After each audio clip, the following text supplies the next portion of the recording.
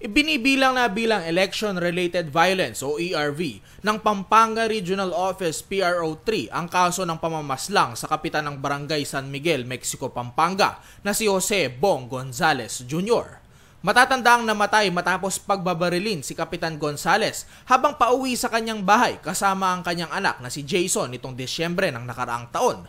Nakaligtas naman sa pamamaril si Jason na siyang umanong tumukoy sa mga sospek. Nitong ika-18 ng Disyembre ng nakaraang taon, natanggap ng National Prosecution Service Office ng City Prosecutor ng San Fernando ang investigation form. Dito, nakasaad ang pagsasampalang kasong murder at frustrated murder ng asawa ng biktima na si Consolacion Gonzales laban sa dalawang sospek na sina Monico De Leon, residente ng Barangay San Miguel, Mexico, at Willie Tumang alias Verdugo ng Barangay San Jose, Malino ng parehong bayan. Si Willie ay pinsan at bodyguard ni Mexico Mayor Teddy Tumang. Ayon kay Police Senior Superintendent Moro Virgilio Lazo, Task Group Commander ng Regional Special Operations Task Group o RSOTG Pampanga, dadaan muna sa maiging investigasyon at pagsusuri bago itala bilang isang ERV ang kaso.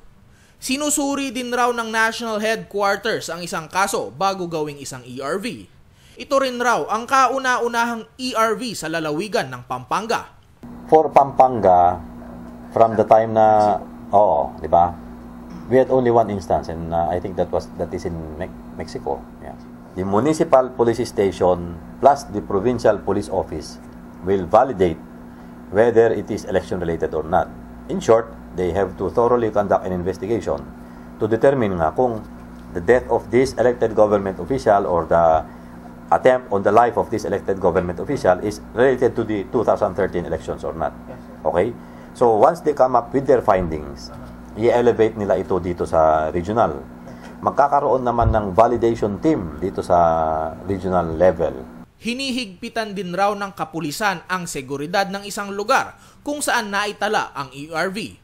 Hudyat na raw kasi ito na nagkakaroon na ng girian ang mga kandidato sa lugar. Give emphasis or give special attention in the locality. That's one, di ba? Kasi ibig sabihin, nagkakagirian na yung mga tao doon. Correct, di ba? So, siyempre, hindi naman namin bibitawan yung mga other areas, pero bibigyan lang namin ng mas malaking pansin itong lugar na ito. All the other elected government officials who have been victims of crime, we found out that hindi naman election-related incident. No? Ayon kay Police Senior Superintendent Arwin Pagkalinawan, Provincial Director ng Provincial Police Office o Pampanga PPO, kasalukuyan pang nasa proseso ang kaso ng dalawang sospek. So we were able to file yung cases against the perpetrators. However, it is still nasa fiscal's office pa. I found out na it's still ongoing for preliminary investigation sa fiscal's office. Ako po si Joshua Lansangan, alerto, alisto sa pagbabalita.